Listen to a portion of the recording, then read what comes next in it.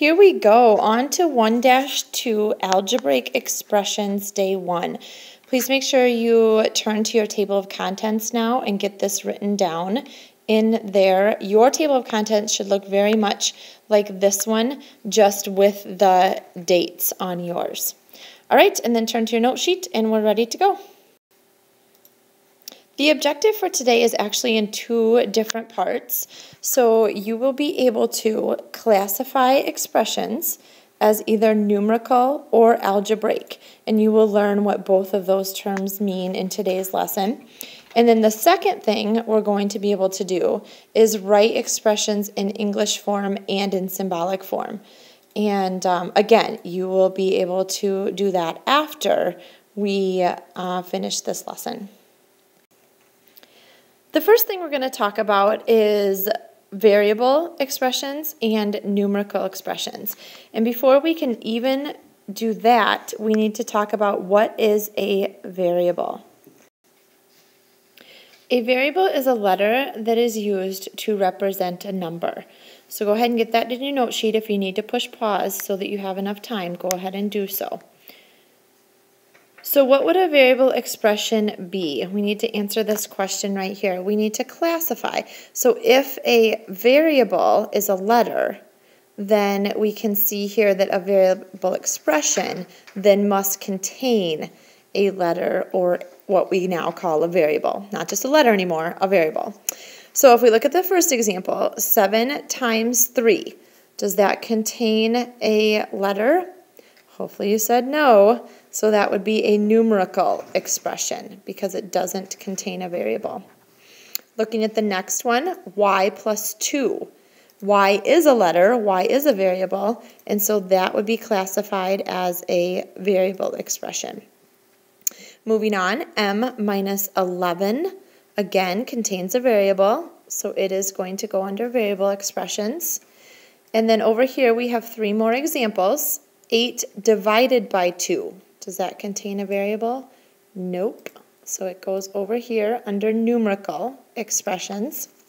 6 plus 5, does that contain a variable? Nope. It also goes under numerical expressions. And then lastly, 3 times y, or 3y. And yes, that y is a letter or a variable, and so that goes under variable expressions. If you need a little bit more time, feel free to push pause, and we'll move on to some more words. Okay, hi everyone. What we're going to do on this page is actually now classify the English words that represent each operation in math. So our operations that we're looking at are addition, subtraction, multiplication, and then division. And so I'm first going to start with the addition column. And I'm looking here in my word bank, and I'm going to write all the words in that column that represent addition. So first I'm going to start, sum. Sum represents addition. I'm going to keep looking. Add also represents the operation of addition. More than, first I'm going to go increased. Increased also represents addition. More than, so we'll get that one down. Also, the sum of a number, and we'll talk about that piece right here, but sum of also goes in there. And I think we're good for that one. So let's move on to subtraction. For subtraction, now let's see, we have difference. So we're going to put that in the next column. And then we've got subtract. After that, we have minus. We have less than. And that one we're going to also star, because we'll talk about the order when we get to that less than. Decrease is also a word for subtraction. And we're ready now to move on to multiplication. Now maybe as we're going through this list, you think of some in your head that are not in our word bank. Please write those down and then we'll talk about them in class. But for multiplication, we have multiplied by. Of stands for multiplication. We also have the word product.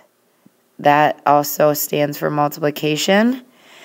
And those are it for our multiplication ones. Oh, one that's missing that isn't on this list that I think we all say a lot is times. So let's add that.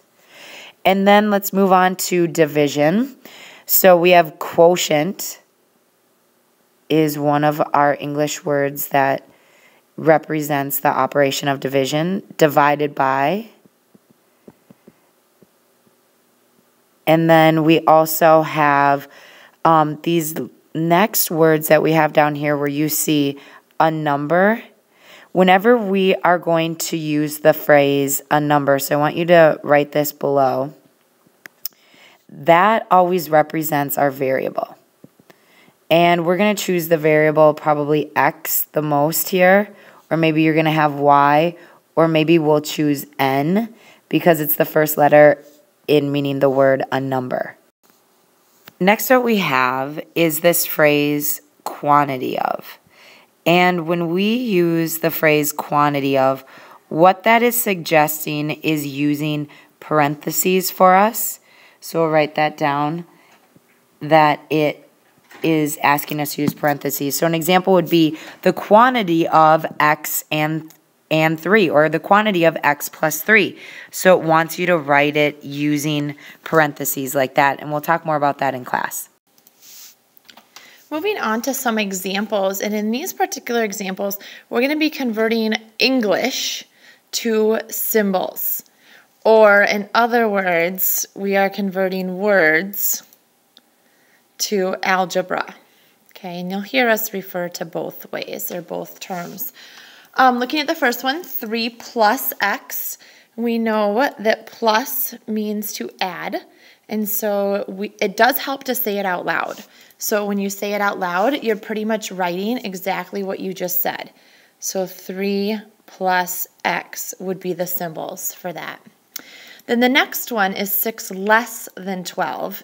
And we know that less than means subtraction. But we have to be careful with subtraction because we have to flip the first and the second, in this case, terms, in order to make it make sense. Because if you think about it, if you have 6 less than 12, you're actually starting with 12. And so we need to say in algebra, we need to say 12 minus 6. All right, and then the next one, it's also less than. So we know that same thing applies. We're going to flip those. And this time it's twice x. So we got to think about what twice means. And twice means 2 times. So now we have 2 times x minus 18. The next one, we have 5 times the sum of 3 and b. We know that sum means addition. We know that times means multiplication.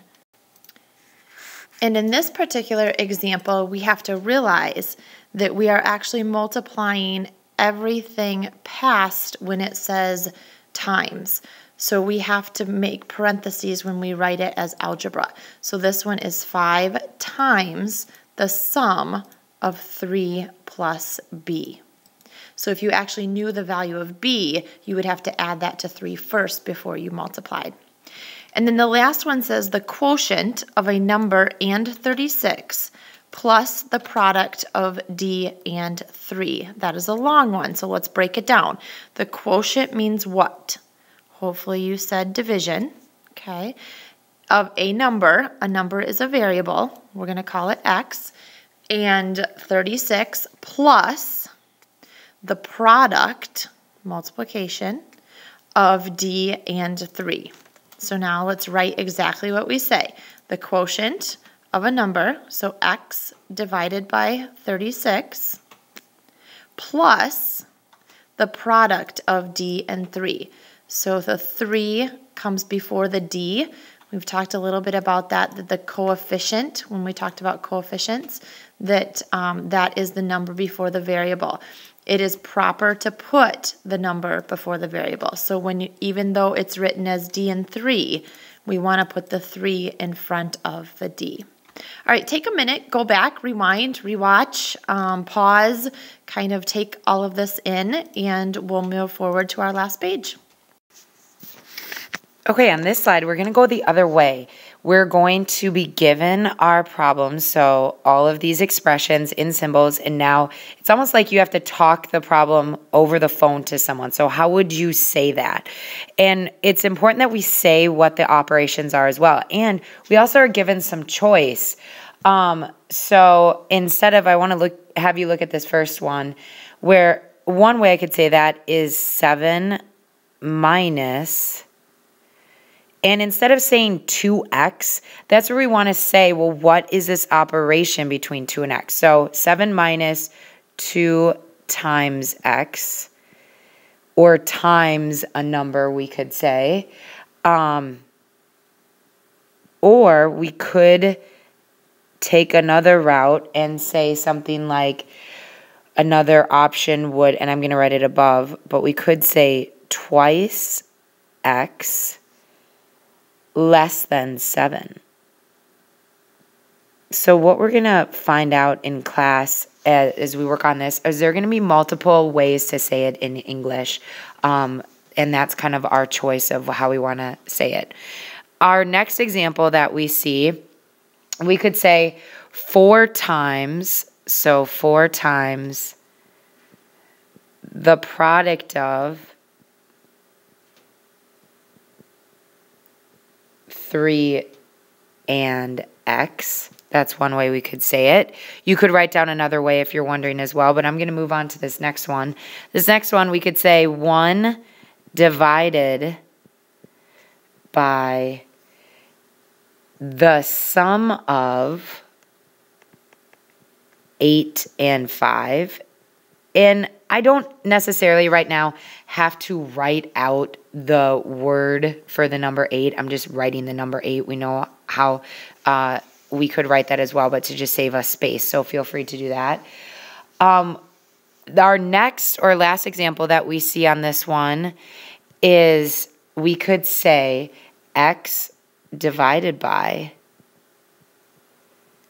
2 plus 4. Or could you think of another one? Another way we could go is half of x plus 4. Or a third way, we could say the quotient of x and 2 plus 4. So notice again, you have some choice of how we can say these expressions in words. All right, there you go with your note sheet on this page. Let's keep moving. And I just have to say, I don't know if you might have a blank slide on the last page. So actually, we are done. Go ahead and finish your practice problems on your own right now. We'll see you guys in class.